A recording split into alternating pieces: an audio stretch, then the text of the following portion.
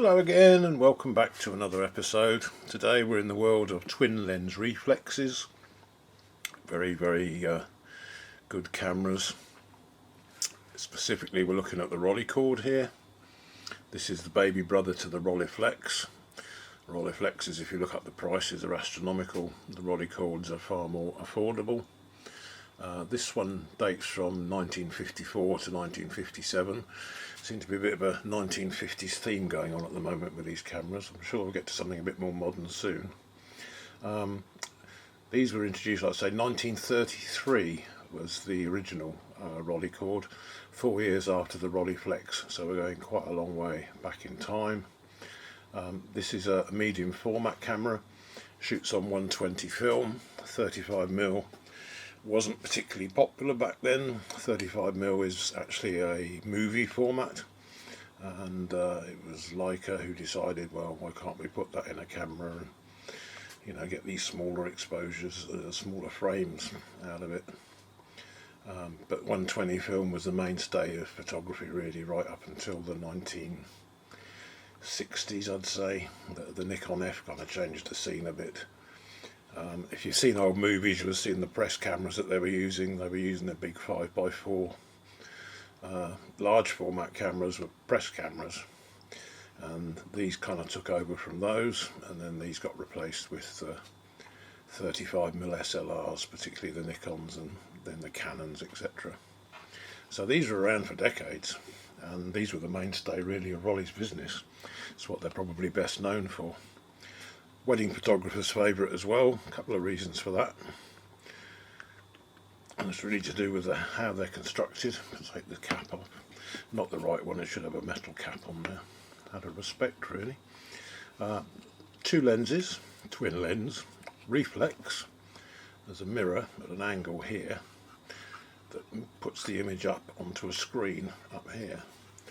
And to keep the light out, it's a little pop-up finder called a waist level finder. You find these on SLRs as well nowadays, mainly the medium format ones, although some 35mm systems do have the option for waist level finders, but I don't really find them a lot of use on 35mm cameras, to be honest. So twin lens reflex, TLR for short. The advantage for wedding photographers is you can see what your subject's doing while you're taking the photograph. So if someone coughs, sneezes, closes their eyes, etc., you can watch them all the time. In an SLR, there's obviously the mirror blackout when the mirror flips up out of the way, and you can't actually see what's going on. So it's quite possible that you'll get a shot with somebody with their eyes closed or whatever. The other advantage of these is the very quiet shutter. If I just cock this one, this little lever down at the bottom here, push it over. Hopefully you can hear it. If you can't hear it, that just shows you how quiet they are. I'll bring it up to the camera, maybe we can hear it a bit better.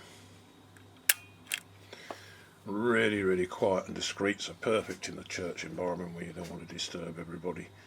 And makes them great for street shooting as well, because you can use them on your lap. Very quiet shutter.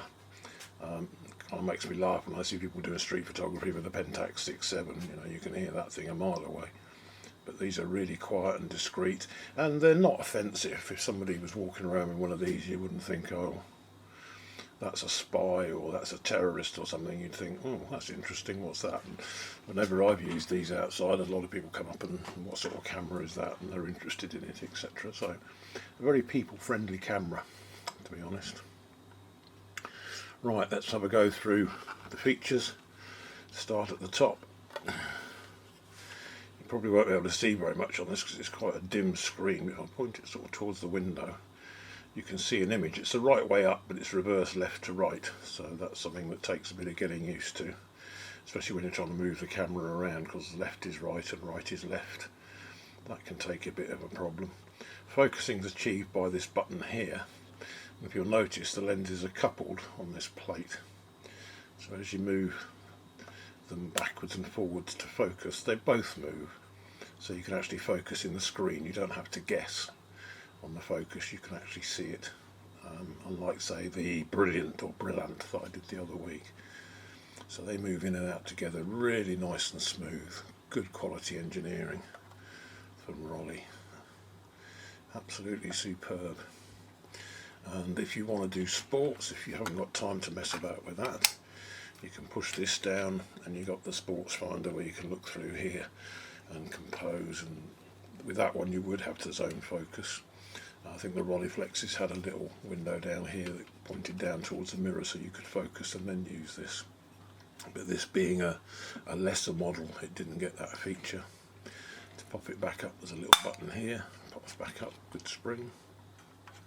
It's also a magnifier as well, so if you want to magnify the centre of your image for focusing, you can do that. Just pops away, and this just folds away neatly like so. The front of the camera, let's zoom you in a little bit so we can get a bit more detail, get my hand out of the way of the light. So see the name at the top, let's focus about a little bit. You can tell by the serial number, and this is actually a version 5. They use Roman numerals, so they're very often called the V. There's also VA and a VB that came afterwards, but there's actually the Model 5. Like I say, 1954 to 1957.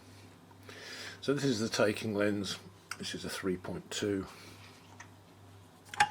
And it's getting a little bit sharper.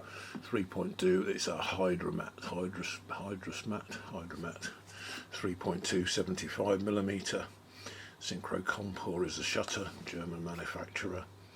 And then on the bottom here we have a Schneider Kratschnau, and this is a Zenar 75 3.5, whereas that one's a 3.2. It's slightly brighter. But yeah, nice lenses. Leaf shutter, so it flash syncs at all speeds, another great advantage for wedding photographers, etc. If you've seen, to cock the shutter, you move this lever over to the side. It's not connected to the film advance, that's something that we'll cover in a little bit. And then to fire the shutter, you move this to the right. That fires the shutter. There is a cable release socket here, but I've got this little device that screws into the cable release socket, so you can release the shutter from here as well. So if I press up on this, that releases the shutter also. I prefer that to moving this to the right. This is where they're made. I'm not going to try and write that's Braunschweig. If you're any German watchers, please forgive me. We have a kind of lock up here, and that stops you from cocking the shutter or firing the shutter. So, and on this side we have the usual thing, which is normally quite often mounted on the lens. You have M, which is for bulb flash. Bulbs take a little while to get going, so there's a 20 millisecond delay normally on the M setting to allow the bulb to start igniting itself. There's an X sync, which is instantaneous, so that's for electronic flash. And there's also V, which is for self-timer. It does include a self-timer on these. You have a flash connection down at the bottom here, PC socket. As you've seen, shutter release, shutter cocking and release mechanism. So fairly straightforward. And I do have a PC sync cord here. Not PC as in personal computer, but PC as in Pronto Compor. I've done a video about this before. Shutter's cocked. If I fire it, yeah, the flash goes off, so that's working. New feature added to the way I look at cameras. I'm sorry if it blinded you. You could see it coming though. On this side we've got a frame counter, set at 0 because there's no film in it. A lug strap here, just a lovely piece of metal. The Rolleiflexes are a lot more ornate than these are, and they also have a crank wind handle rather than this sort of skin ripping lever here, although it's not too difficult to turn, to be fair. There's a reminder tab in the middle here to remind you what film you're using. There's no batteries, there's no meter. It's only 16 or an external meter. As you've seen focusing. You'll notice on this one, I don't know if it's possible to see, there is some bumps appearing underneath the leather. So this one does need a little bit of work. Here we have the back of the camera and the bottom, and here we have a scale. So this shows you what they used to call it ASA, and the DIN, this is the German speed rating, and this is the American speed ratings for films. And 100 was a high speed film. Imagine shooting at 12 ISO. you'd need a bright day and a slow shutter speed. No mirror to slap about, so you could probably get away with using long shutter speeds in these. On this side you can see the bumps, the zits a bit more profoundly. There's one there, one there. In fact, they're all the way around here. This is a result of the brass screws underneath reacting with the metal bodies. These are metal, they are proper engineered cameras, and they're quite easy to remove. You have to just lift up the leather, and you'll find there's a blue residue underneath there, and you just need to clean that off and then reattach the leather to get it back flush again. But if you're buying one, it might be a good way of knocking the price down a little bit if you come across these bumps. Easily sorted. It's only cosmetic, it doesn't affect the usage of the camera, it's just a cosmetic issue. These are related to the spooling of the films, so you can have one spool behind that one spool behind this one, and on the bottom of the camera we have a tripod bush, and we have an arrow pointing that way. Got 4 of these, although they don't really sit very well on those 4. They tend to lean forward, as you can see. They're not very upright. So if I push this to the left and lift that up, and then you'll find that the film back will open.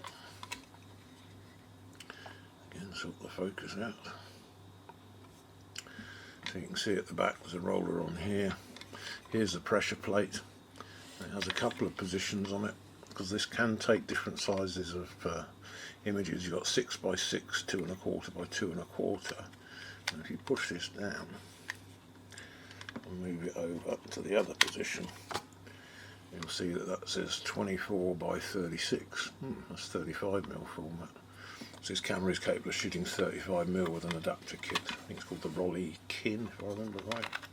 I do have one around somewhere. I've used it in one of my rolling magics before. Back is removable. There's a little catch just here that you can flick up, and then the back comes off. Quite easy to remove, as you've seen. There are sheet film adapters, and you can use glass plates and things like that if you really want to, if you're that way enthused. But yeah, you can use sheet film. There are sheet film holders for it, although it only shoots up to 6 by 6 or 2 1/4 square. So here you'll see the take-up spool. This is the one that turns and advances the film. This is where this comes in. This holds it on holds a spool on the other side. Here you can see inside the camera. There's not an awful lot to see, to be fair. Be aware of the red markers on these. The term automat, when applied to a Rollie, is to do with the loading of the film. On the Rolleiflexes, they have a 2-roller system. And as the film loads, it starts with the backing paper, and then it gets to the film, and the roller senses the increase in thickness, and that then controls the winding. So with those, you just literally have to put it through the rollers, which a lot of people forget about. Wind it onto there and just keep winding, and it will stop automatically at number 1. This sort of cut down version doesn't have that. It has the traditional red dot line up the arrow on the paper, and then it will work fine from there. It's not really any quicker to load, I don't think, but I've never had a Rolleiflex. The prices of them are a little bit out of my sort of range, really. I could get a lot more cameras for the amount of money I could get for one Rolleiflex. Some of the collector's editions and the limited edition ones are really strong money. Right, this goes in with the black side facing up, and that goes into there. That goes and sits into that side. You pull this up and over, and just like every other 120 camera that you've seen me load, you've got to stick the leader, the tab part, into the slot. I think I need a new test roll because this one's a little bit knackered now. See if it's going to take it or not. Yeah, it is. So you just keep winding. You can see it's pretty worn out, this roll, from being used so many times. Right, you just keep winding. What we're looking for is for those arrows to line up with that there. Once it's reached that point, we can close the back or even reattach the back. If I can get that to go on. I was struggling with this earlier to get the back to go on. It's quite hard to get that to sit in that hole. There probably is an easier way of doing it, but yeah, I struggle with it. That sits in there, then you just close that catch down again to keep it in place. To close the back up, you just flip this bit down and wind it back in. Very simple catch. And as you'll see, the frame counter's on 0, so all we have to do is wind. You can see the frame counter's moving. Let's get that a bit more in focus. So you just keep winding. Doesn't rely on the red window in the back of the camera and looking through at the backing paper to tell you what frame number you're on. But it's not linked to the shutter, so you have to, there we go, and it stops. I can't wind anymore when it's got to frame 1. So I can't wind it on anymore. But yeah, you have to cock the shutter and advance the film separate from each other. And I'm not sure about how that would work with double exposure, so if that's the first one, and I take that picture, am I allowed to take another one? Yep, I can take another one. But now that I've taken the picture, I should be able to advance on to number 2. So it's kind of linked that way. You can do multiple exposures if you're not careful, but you can't wind on past the number without actually having taken the picture. I don't know if it's when the shutter fires or if it's when the shutter's cocked. No, it's when the shutter's fired, then it allows you to move on to the next one. Very simple to unload when you get to the end of the film. All of the film on the bottom here will be transferred to the top spool. You just take the top spool out, move the bottom spool to the top and put your new film in. Really nice cameras to use, really simple, nothing complicated. But you're saying, how do I set the settings on it? How do I set the aperture and the shutter speed? On the Rolleiflexes there's a little pair of windows up here that display what you're setting, but on this one it's on the side, which is a little bit tricky and a little bit difficult to see. If I get my hand out of the way in the light, you'll be able to see that there's a lever here, and that is setting the exposure time. So in that little window, very small, you can see there's B, and it goes all the way through to 500th of a second. So that's where you set your shutter speed on this side. It's not very visible from the top, you've got to keep going like that, and you, as you'd imagine, the aperture is on this side. And this also has the EV kind of system. So there's a really small window down here, which is partly obscured by this button. You'll see in there is the aperture, so you've got 3.5 all the way through to, I think it goes to 22, this one, yeah, through to 22.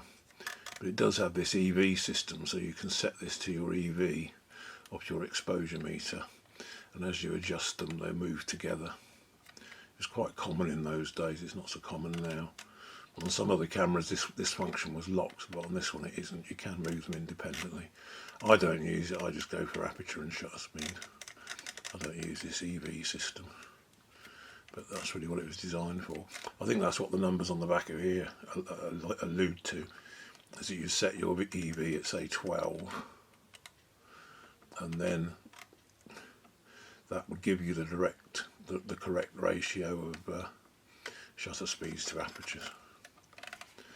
That's how that part of it works.